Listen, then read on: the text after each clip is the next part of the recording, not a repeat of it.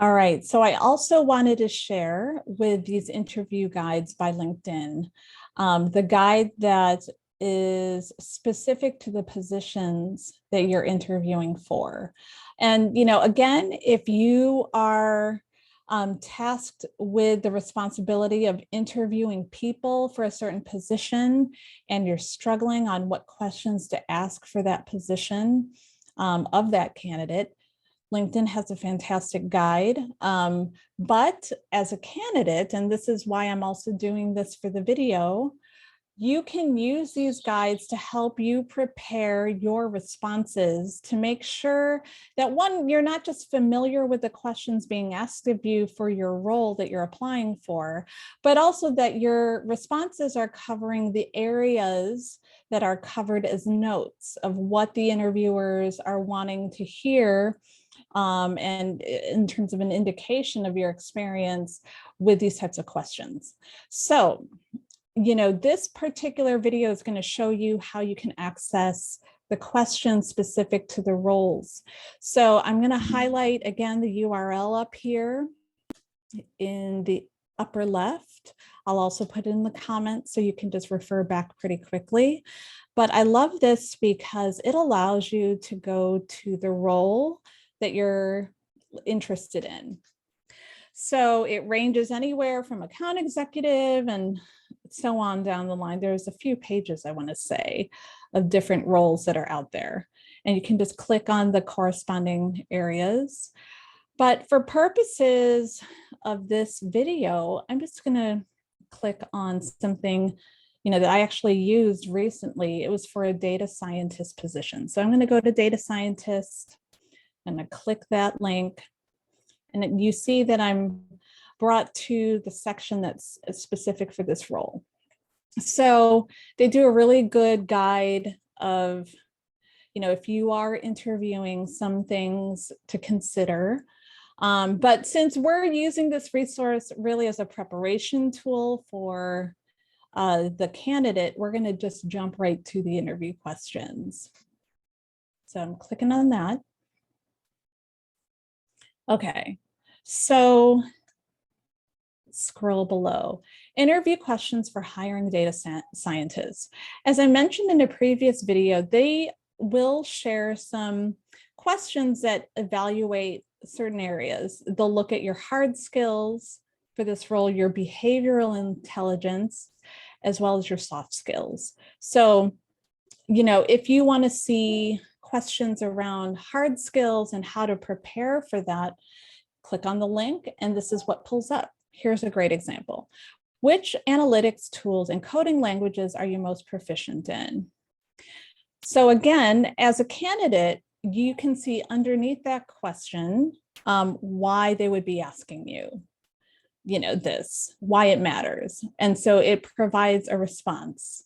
And this is insight that I think a lot of people, if going through the interview process, they should have. I mean, it's much more than just like they're asking me a question and I'm going to reply. There's an intent, and you want to make sure that your response satisfies what they're looking for, or at least, trying to evaluate how deep or how recent certain tools, experiences, and what things you're using. So you see here why this matters. And for this section, it says, since your next data science hire will be working with analytics tools and coding languages on a daily basis, it's important to gauge what experience they have already to predict their ramp up time. Depending on your company's needs, you may need someone who can dive right in, or perhaps you may be willing to train them in certain areas. So this is really helpful information.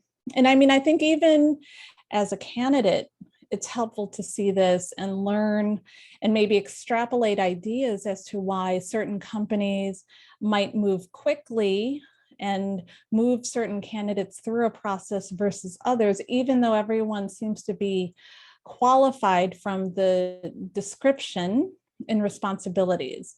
Certainly, if you use analytics tools, that's great. That might qualify you for a position.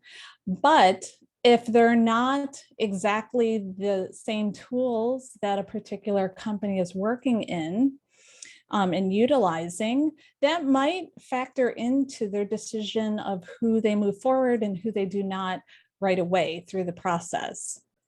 It's just helpful to realize these things and be aware that besides meeting the checklist of items on a job description, there probably are other reflective points to consider. So if you look to the right of this paragraph, you'll also see some information what to listen for. So as the interviewer, the person is looking for working knowledge of data analytics visualization tools, and I would even say which ones, proven ability to use coding languages, and they give an example, Python and Java. I mean, certainly there are others, but specific to this job description, I think they use that. And then also just your demonstrated tech savviness and aptitude for learning. So this is really helpful as you're preparing. You want to make sure that your responses to these questions address these areas that are flagged for the interviewer. You'll also see specific to the position, they'll ask the technical questions. What is a linear regression, and what are some alternatives, advantages, disadvantages, and so forth. So this could be a great tool to utilize. And again, they use it for many different roles. I encourage you guys to check it out. Would love to hear your experience after using it, if it's been helpful to you, if you think you're using it, for other reasons, let me know as well. But here's a guide that I think would be helpful as you're preparing.